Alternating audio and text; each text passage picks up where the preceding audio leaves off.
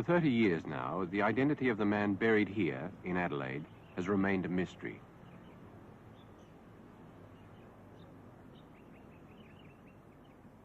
At first, his death aroused little interest.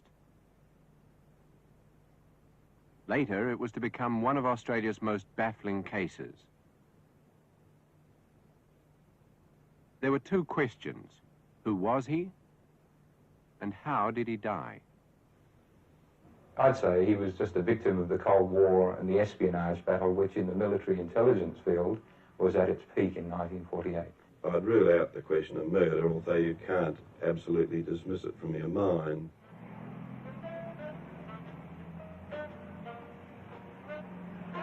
This was Adelaide a few years after the war. In 1948, not many South Australians were aware of it, but a top-secret rocket range was being built not far away at Woomera. That year, the song the local bobby soxers were humming was Slow Boat to China. Many goods were still scarce after the war, but there was an air of optimism, and around Christmas time, Adelaide's most popular beach, Glenelg, was crowded.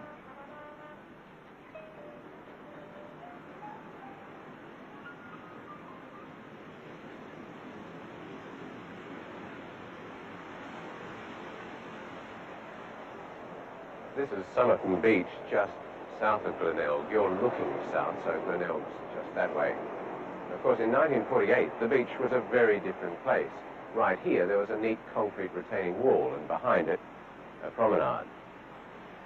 At about 7:15, on the last day of November, 1948, a local businessman and his wife came down here to Somerton Beach for a stroll. It was the last day of spring and had been very warm.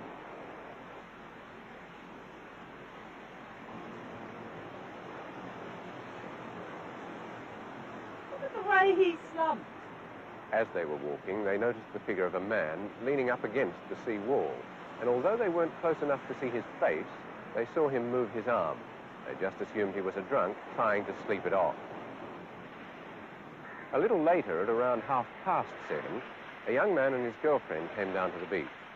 As they walked along the promenade, they saw a man lying on the sand. They could only see him from the waist down and thought he must have been asleep, because he didn't seem worried by the mosquitoes that were around. Early the next morning, at about 6 o'clock, the businessman came down here to the beach again for a swim.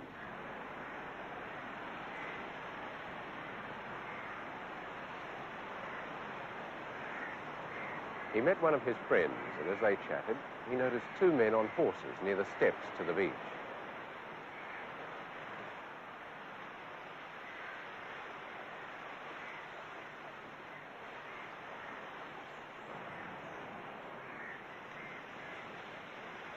The man was dead, and the doctor who first examined the body said that he'd died during the night at about 2 a.m.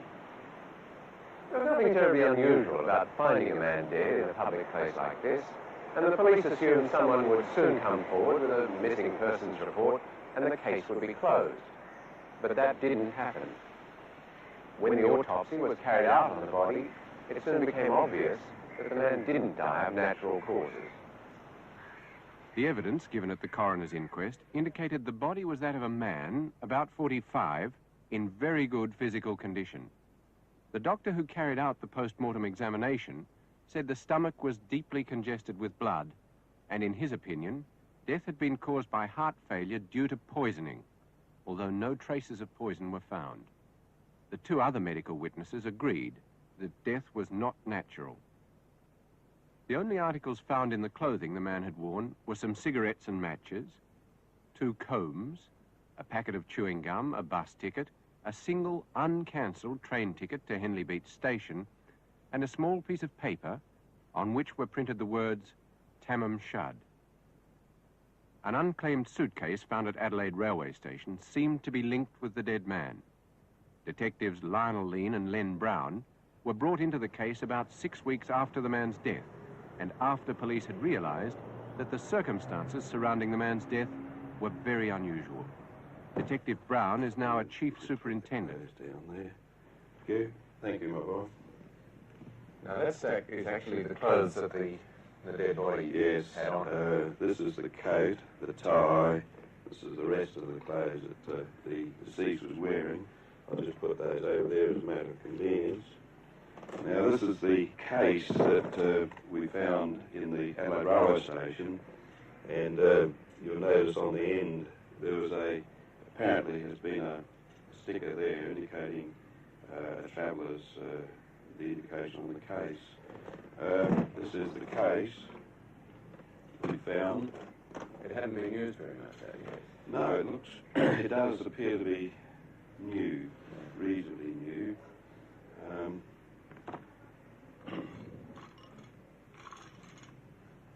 There are some of the small gear. What suggested itself to you at the time? But that's a special purpose, right? Yes, from inquiries that we made at the School of Technology and reference to textbooks, there's no doubt that this is a brush that's used for stenciling. He would most likely have been third officer on board a ship because at that time that was part of the third officer's duties, is to stencil the cargo. What else in the case did you think was evidence? Yes, the clothes that the deceased was wearing had the name tags torn off. That's where you expect them. Yes, just there. Yeah. Then going to the case that we found in the railway cloakroom, for instance, there is one of these singlets, and that has the name tag torn off as well. All the labels are missing from the clothing on the body? Yes. And all the labels missing from the clothing? Not all the labels in there. Some of the labels, for instance, there is one shirt here, which is a Palaco, and that label had not been removed. That's a fairly new shirt. Yes. It doesn't look as if it's been washed much. No. The only thing is that seeing that there was a tie with the name T. Keane on it, and if that was his name, well then, maybe that the clothing and the clothing in the case bore the name T. Keane, and this is the only reason that I can see for removing it. But the clothes are all Australian as far as can be seen. Do you think he was an Australian? No. By his features, we were always under the impression that he was a European. But of course, the coat that he was wearing, this was examined by one of Adelaide's tailors at the time, and he traced the origin of this coat back to American made because of the way in which it was manufactured. Scientifically, of course, in those days we didn't have a scientific branch. We had to rely on outside aid, like, for instance, Paul Lawson, who made the plaster cast of the body. I was at the museum, but in those days I was a taxidermist. Now I'm a museum exhibition officer. Well, taxidermy is about stuffing things. That wasn't what the police asked you to do with the body.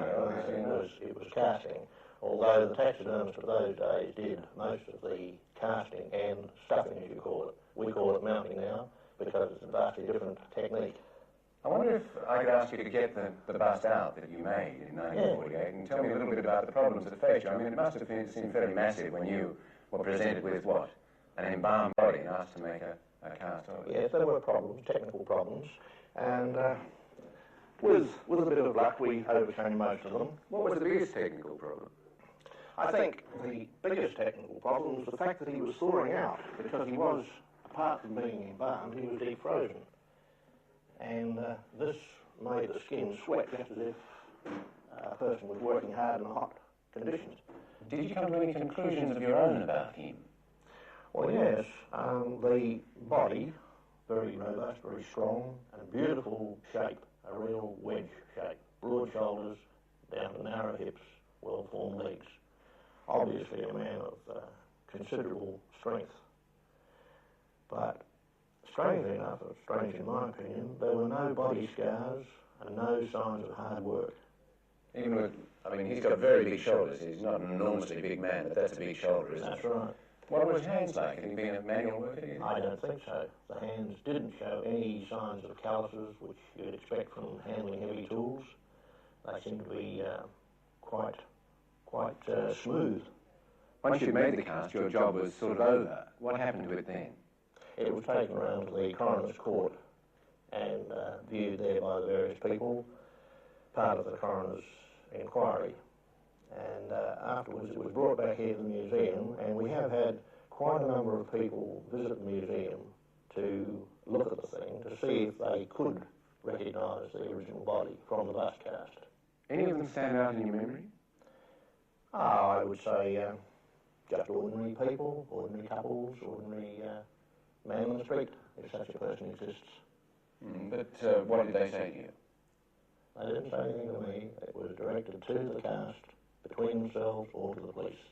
I was only showing them the object. Did you get the feeling that any of them really did know him? I don't know. Well, that seems to suggest to me, you're a very cagey man, Mr. Wilson. It seems to suggest to me that maybe somebody did know him. I wouldn't know. Did any of them think they knew him? I don't know. By the way, you're on tender ground. Well, explain Tell that. the boys. Well, don't worry about that. No, I'm not going on that part of it. Why not? I mean, what you suggest to me is that there's somebody who obviously did know him. No, I'm suggesting that the people that came eliminated features and then decided they didn't know him. But not everyone. It's possible. I don't know. You must have been there on some occasion where somebody really believed they knew him. It's quite possible they weren't sure in their own mind. So in a sense, some of your customers were more satisfied than others. Could be. You're not going to tell me? Nope.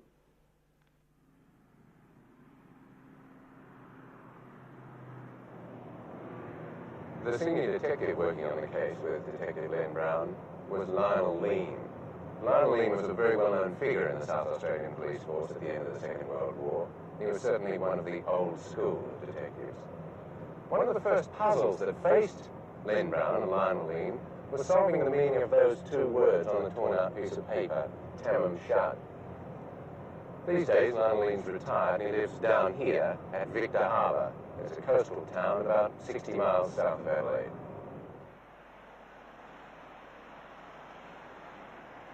One of the first jobs you had on the whole case was those words, Tamam Shad. Yeah. Do you remember being given that bit of paper? Yes, it was in his coat pocket. What did you think when you saw the words? I didn't know, although I'm a reader of Almanac and but I didn't know where it came from.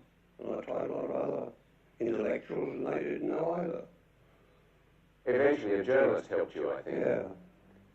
When you found out what it meant, did that help you in your view of why the man was dead? No, just as it was the end. Suicide, did you think? Well, yes, I think that he suicided. What with? Well, you know the stuff they put on the end of the nigger spears? That curare stuff Curare. in South America, yeah. Mm. You think he had some of that? I think he had some of that. He injected himself with it. If you had to guess what was in his mind, what would you say? I mean, a man on his own on the beach near the He sea. didn't want anybody to know who he was. The first thing we had to establish is just where the writings came from. And I went to the university and the public library and we really didn't find out where it came from until one day we received a phone call from one of Adelaide's leading journalists in those times, Frank Kennedy, who was a very widely read chappie. And Frank said to me, oh, if you're looking for the words Tamam Shad, he said, find a copy of the Rubaiyat of Omar Khayyam, and he said you'll find that some versions of it ends in Tamam, and he said some end with Tamam Shad. Knowing where the words came from wasn't enough, was it?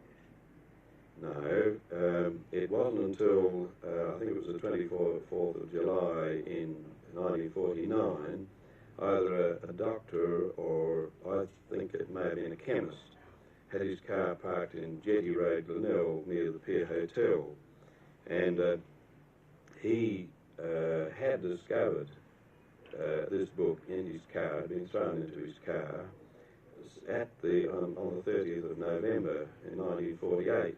He hadn't attached any importance at all to it until he read the publicity in the paper, and then he had a look at the book and saw that the cutting was torn from the ending was torn from the book, so then he produced it. From details known about the case, this is one theory of what happened the day the stranger died. After arriving in Adelaide, either from the country or interstate, he decided to check his suitcase into the railway cloakroom.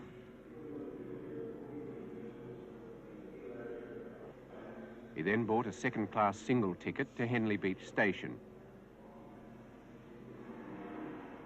For some unknown reason, without going onto the platform, he then changed his mind and got on a bus going to Glenelg, a little further south. While on the bus, he flicked through the copy of the Rubaiyat of Omar Khayyam he was carrying and came to the last page. Then he carefully tore up the words Tamam Shad and put that small piece of paper in his trouser pocket. He got off the bus at Glenelg and walked towards Moseley Square. He then got rid of the book by throwing it into the back of a parked car. We don't know any of those things, so that's all just speculation. But it does seem a reasonable enough deduction to make from the facts. One fact that's led some people to deduce that this wasn't just a simple case of suicide was the finding of some hand lettering inside the back cover of the Rubaiyat. That's the book that was presumably thrown into the back seat of the parked car by the dead man. 2 telephone numbers were written there, plus some lines of hand lettering, which to some people suggested some kind of a code. It looked to us like a code or a cipher. This was published in the paper, and of course here again a lot of people tried to crack the code, but we did submit the code to the Navy in Melbourne, and they reported back to us that it was not a code nor a cipher. One of the people who believes it is a code linked with international espionage is Sydney postman John Ruffles.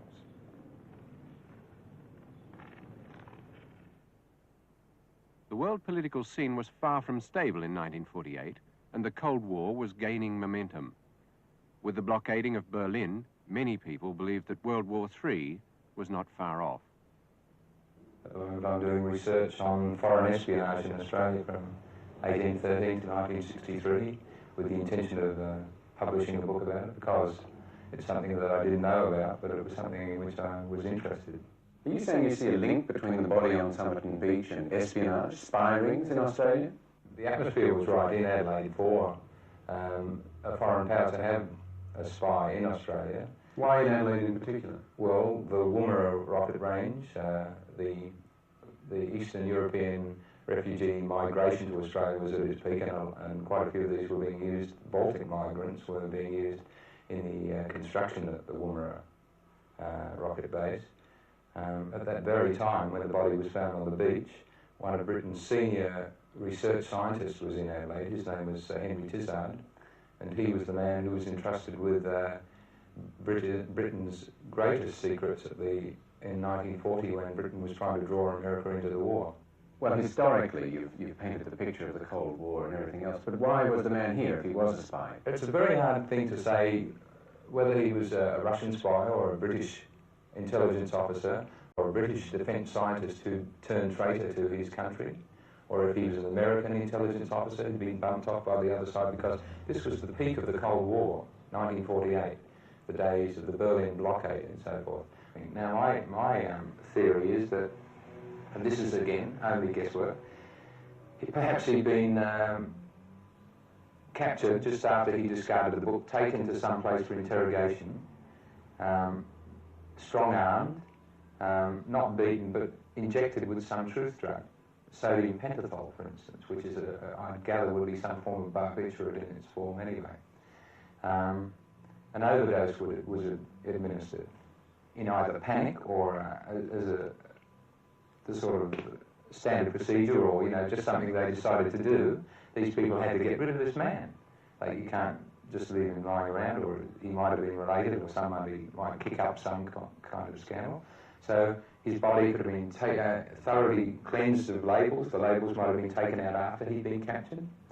And also, he might have given them some information and died after an overdose of this drug. Of course, the difference between your approach and the police approach is that they assume that there is some kind of affair of the heart connected with it. You rule that out? Well, not really. I have heard mention of this. In fact,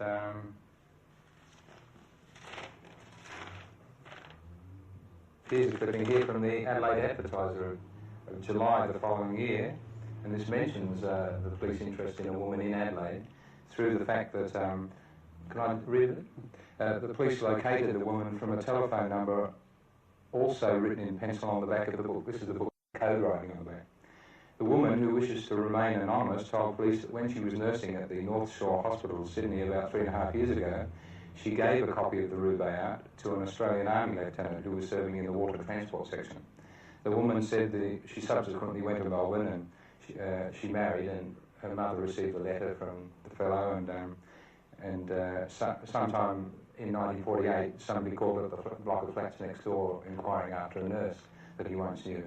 She's not sure if it was the same man, and she's not sure if the man on the beach is the man she gave the book to, but the police think that it's a bit coincidental that there is the link between the two, you know. So there's possibly a good example of an affair of the heart there. The phone number in the back of the book led to the woman, and she identified the bust of the dead man as Mr. Alf Boxall, a man she'd met during the war.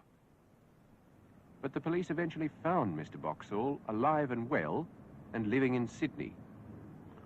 Mr. Boxall, what was the first you heard of all this mystery about the man on Somerton Beach? Well, very embarrassing business. I was in a paper raid around the bus depot when one large policeman came up in a very loud voice, demanded to know who I was, had I ever been in the army, had I ever been here, there, and all the rest of it, without any warning. One of the policemen said to me, "Did you hear about a body being found on the beach in Adelaide?" And quite candidly, I wasn't sure, because I wasn't particularly concerned about a body being found on the beach in Adelaide. What were they getting at? Did they think that the body was you, or that you were somehow responsible for the body? What do you think? Well, the first impression I received was that the gentleman from Adelaide was highly annoyed when, after answering a few questions, they realised that who I was, that I was obviously the person referred to by somebody in Adelaide, and the fact that I was there and still alive completely upset their apple cart, and I was very displeased. During the war, Mr. Boxall was based near the Clifton Gardens Hotel in Sydney. He and some other service personnel were sometimes allowed into the hotel after the normal 6 o'clock closing time.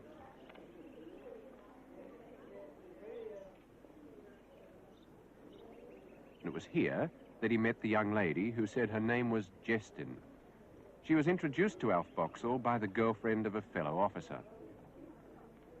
Jestin, who seemed to be a rather shy girl, said she worked as a nurse at the North Shore Hospital. He told her he was soon to go on active service, and at a second meeting, she handed him a copy of the Rubaiyat of Omar Khayyam. Inside the front cover, she'd written an inscription. Number 70. Well, this is the verse that's written here. Yes. And it's from verse 70, and it says, "Indeed, indeed, repentance oft before I swore, but was I sober when I swore? And then came spring, and rose in hand, my threadbare penitence a pieces tore." Well, that's about being sober and being repentant, and you're all at the pub. Is it something to do with, have you had a heavy night or something? Oh, no, it couldn't possibly have been, because these visits over there were so swift and sudden. I mean, they were never really arranged. Can you come, and so on. You'd sneak down the stony steps and around the little bay and into the pub, and you might have a couple of snorts and so forth, and away. Mr. Boxall, you had been working, hadn't you, in an intelligence unit before you met this young woman. Did you talk to her about that at all? No. Was it not done to speak about those things? Well, it was not done to speak about any army affair. So she couldn't have known about your involvement with intelligence?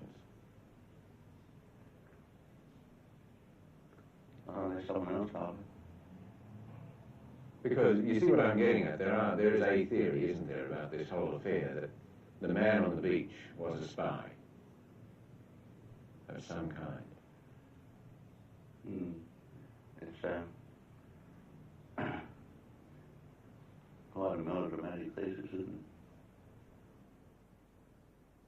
For 3 decades, people have tried to work out the meaning of these letters in the hope of cracking the so-called code. We sent a photograph of the letters to the Department of Defense, and with the computer technology of the 70s, the code was again analyzed by experts. This was the result of that analysis. A, there are insufficient symbols to provide a pattern. B, the symbols could be a complex substitute code or the meaningless response to a disturbed mind.